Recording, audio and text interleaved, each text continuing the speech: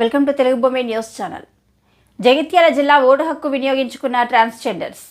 పట్టణంలోని గోవిందుపల్లె పోలింగ్ స్టేషన్లో ఓటు హక్కు వినియోగించుకున్న ట్రాన్స్జెండర్స్ పార్లమెంటు ఎన్నికల్లో మొదటిసారి ఓటు వేయడం చాలా సంతోషంగా ఉందన్నారు.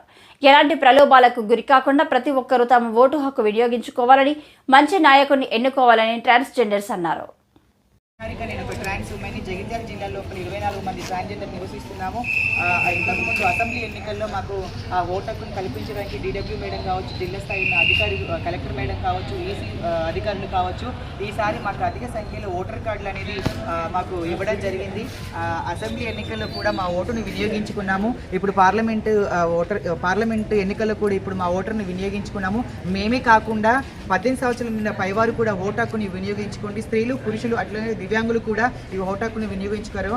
ఈ ఎన్నికల సమయంలో మద్యంగా కానీ, డబ్బు కానీ ఎలాంటి ప్రలోభాలకు గురి కాకుండా ఓటు హక్కును వినియోగించుకోండి. ఈ యొక్క ఓటు హక్కు అనేది మనకు రాజ్యాంగం ఇచ్చిన ఒక ఆయుధము.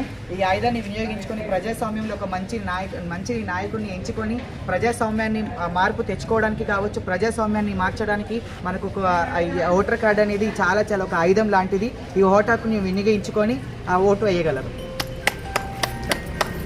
మరి మేము ఓటేసాము, మరి మీరు